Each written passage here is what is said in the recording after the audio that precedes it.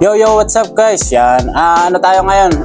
Tutorial, yan. Halos video tutorial natin to, mabagal lang yung kuha natin para mas maintindihan yung lahat. So, yon, eto medyo full tutorial natin to. Yan, abangan nyo sa YouTube natin.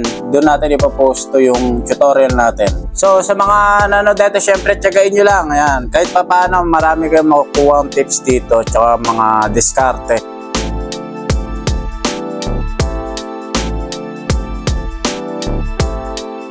So dito mag-start tayo sa tatlong gagamitin natin. Ito yung pen sharp, tsaka yung peel. Yan yung tatlong mostly na ginagamit ko sa pagla-line art. Yan. Umpisa syempre sa pen, yung size niya, yung width niya is 10. Then yung sa mga small details naman, itong numbers 6 yung width. Then sa mga ito, yung ginagamit ko yung 4 sa mga mata, mga bandang mata, eyebrows, sa mukha, yan ko ginagamit yan. Yung pen sharp naman, ginagamit ko naman to sa mga buhok, yan, mga buhok, bandang mga buhok. Tsaka yung mga gusto kong part na parehong tulis yung dulo, yan, ginagamit ko yung pen sharp. Tapos itong peel, yan, ginagamit ko naman to pang shadow. Ang gamit ko sa width lang ng peel ko, 2. Yan, ginagamit ko to sa first shadow, second shadow, yan, sa mga shadow. Yan, pag nilalagyan na natin ng kulay yung art natin.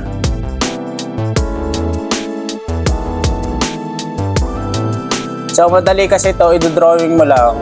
Yan, meron, na siya, may peel na siya, may kulay na siya. So, paano i-download? Click nyo lang yung plus sign. Yung plus sign na yan. Then, punta kayo dito sa cloud. Yan, download nyo siya hanapin nyo yung peel. Ewan ko, nakalimutan ko na kasi kung free to o may bayad. Yan. Dito kasi sa cloud may mga mada-download kang brush na mga free. Ito siya yung peel. Yan. So download nyo yan guys. Mas mapapadali yung pinaka pag shadow kesa yung gagamit ka pa ng peel bucket tool. So sa pag line art na tayo, syempre yung pinaka picture natin, bababa natin ng opacity. Ang discarded yan, syempre pag nag line art tayo, i-zoom nyo yan. Tapos practicein nyo kung paano magdugtong ng line, yung perfect, halos hindi mo halatang dinugtong. Yung parang ganyan, yan. Parang hindi halata siyang dinugtong. Para mas smooth yung pinaka-line art natin, guys. Tsaka syempre, lagyan nyo ng mga arte-arte. Etong pen kasi ng Medibang paint, pagka hinagod mo, tapos binitawan mo sa dulo, yun, magiging sharp siya. Mapapasin nyo. Parang nagiging sharp yung pinakadulo ng guhit natin. So, isa yan sa nagustuhan ko sa Medibang paint, yung pen kasi nakokontrol ko yung dulo ng pen natin, nagiging sharp. Yan. Ayoko kasi yung mga yung mga by pressure, yung didiinan mo, gagaanan mo yung diin para nung pipis yung pinaka line art o kaya yung guhit.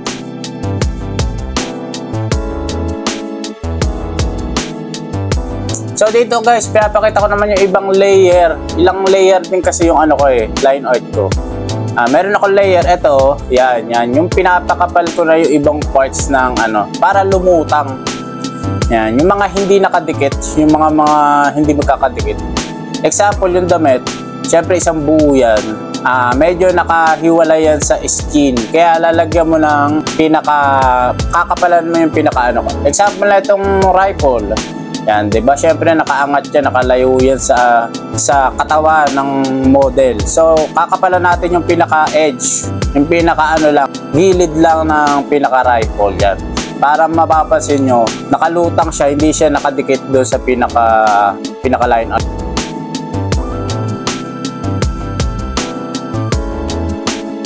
Example, itong kamay, syempre nakahiwalay din niya, medyo nakaangat din ng onti yan. Kakapalan uli natin yan. Hanapin nyo lang lahat. Yan, ganyan ako mag-line art. Pagka natapos ko na yung line art, baseline art, tsaka small details. Ito na yung pinaka-final na ginagawa ko. Ginagawa ko na yung pinapakapal ko na yung ibang parts ng line. Yan, so, kaya line art pala medyo natatagalan na ako. Kasi mayroon pa ako ibang steps sa pagla-line art. Hindi lang yung talagang ginuhit ko, siya na.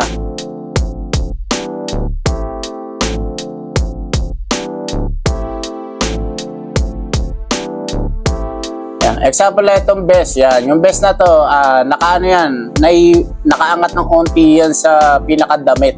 Yan. Kaya lalagyan uli natin ng papakapalin uli natin yung pinaka-edge niya. Para mapapansin nyo, parang nakaangat siya ng onti, lulutang siya doon sa pinakadamit. Hindi siya mukhang flat na nakadikit lang doon sa pinakadamit. So pagka medyo tinatamad kayo, syempre pwede nyo naman hindi gawin to. Ito kasi trabaho ng ano to, trabaho ng madetalye, tsaka ano, matagal ang oras din talagang gugugulin. So ito, sunod naman natin, line art pa rin to, part ng line art. Ginagawa ko naman, gumagamit na ako ng fill. Ayan, yung fill, nilalagyan ko ng, hindi tinatanggal ko yung mga corner na yan, yung mga patusok na corner. Basta pag nakakita ko ng mga corner, tinatanggal ko yan, nilalagyan ko ng ano. Kasi yan yung pinaka magiging shadow ng pinaka mga corner, right? Yan, iniisa-isa ko yan guys, yan, lahat. Para ano, mas mapapang tignan, mas maangas. Pero pwede nyo namang hindi lagyan yan. Yung ibang parts, kahit hindi nyo nalagyan ng ganyan eh. Nilalagay ko lang yan, yung corner na yan, for additional shadow na rin kasi yan. Tsaka pag gumamit tayo ng fill bucket tool, minsan kasi yung mga dulo, yung pointed na part na yun ng line art, hindi na lalagyan ng kulay. So pagka walang pointed, nilagyan natin ng line art na ganyan, mas malalagyan lahat ng kulay yung mga damit. Siyempre, ito na yung pinaka ano natin guys, pinaka line art. Lahat kompleto ng line art natin. Una yung base line art na 10 width ng pen. Yan, 10 width ng pen yan. Sunod natin yung rifle line art. Yan, iniiwalay ko yan. Talagang bawat line art iniiwalay ko. Tapos yung width na 6, yung pang small details na pen. Yan, 6 yan, iniiwalay ko siya. Kung makapapansin nyo, diba, sa small details na line art natin, talagang nabubuhay na yung mga details. Tapos pag may ano, pag may tahe yung mga stitch yan, mga tahi natin, nilalagay din natin yan. Ginagawa rin natin yung layer ng line art. Tapos yung pinaka-final na line art natin, yung pinapakapal natin. Pinapakapal, isa sa mga line art pala natin. Pinapakapal natin, nilalagay natin ng mga shadow, yung tinuro ko kanina. So ito guys, punta naman tayo dito sa first shadow and second shadow. Yan, sa second shadow at sa first shadow. Siyempre sa first shadow, mapapansin nyo, sa picture, makikita nyo naman yung ibang mga shadow. Yan, sundan nyo lang, habulin nyo lang kung saan yung mga shadow para sa first shadow natin.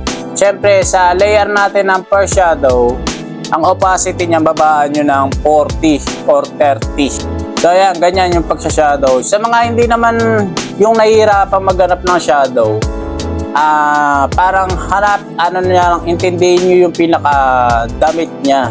Hanapin nyo yung pinaka-shadow. So kaya gumawa kayo ng guhit na parang arte-arte lang na gano'n.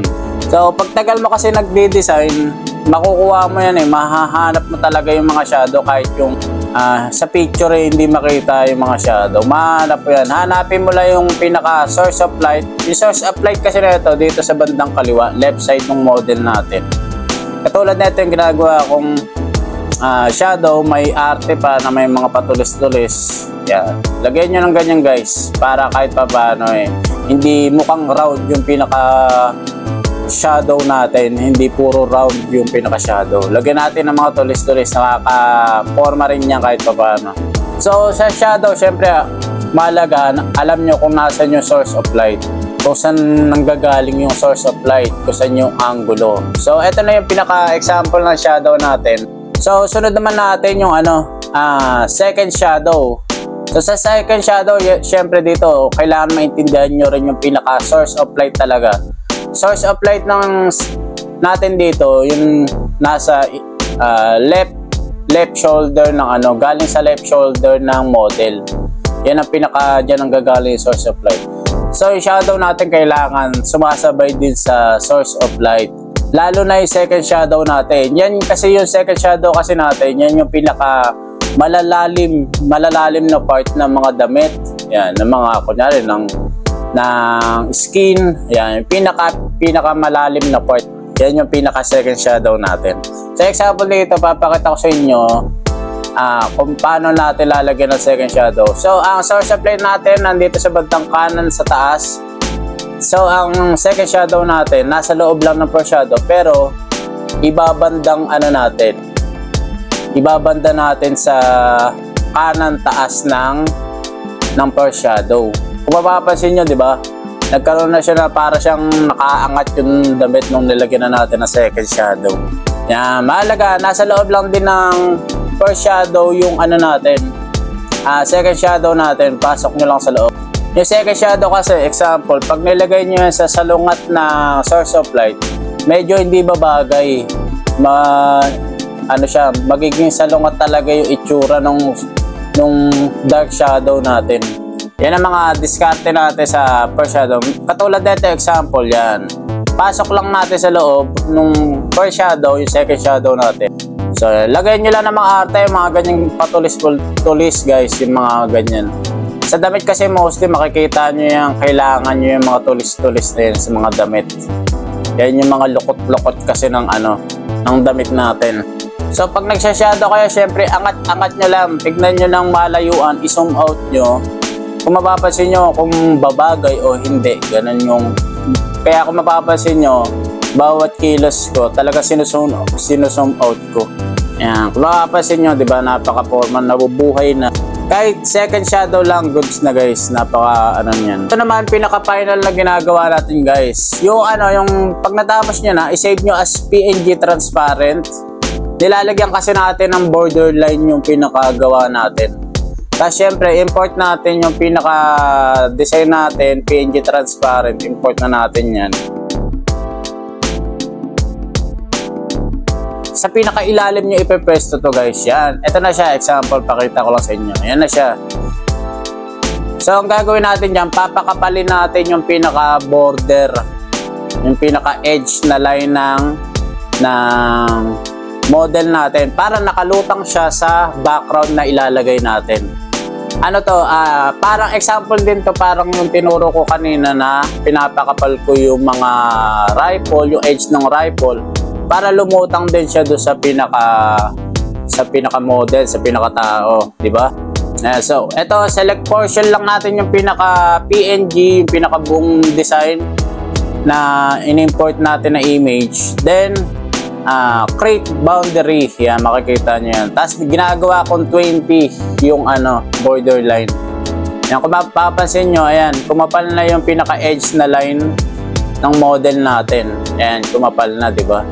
So, maganda yan, lagyan nyo palagi ng ganyan kasi pag naglagay kayo ng background, mapapansin nyo, parang nakalutang yung model, yung dinesign nyo dun sa background, hindi siya yung flat na nakadikit lang din.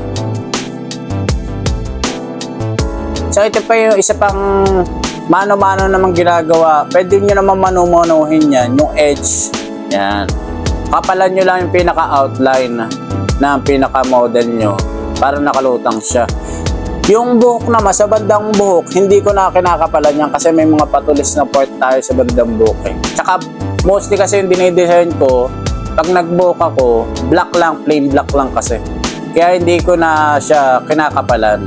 Yung pinaka lang talaga, skin part, yung mga solid na part lang katulad ng mga damit, yan, yun yung pinakapalan natin yung edge para mas lumutang siya sa pinaka background. So yung guys, sa mga nakaabot sa part na to, salamat sa mga tumapos ng video natin. Abangan nyo yung mga susunod natin video tutorial. Tsaka siyempre papalo sa Facebook page natin, Christian Diaz Tensai Creation, tsaka sa TikTok Tensai Creation. Yun, napakalapit.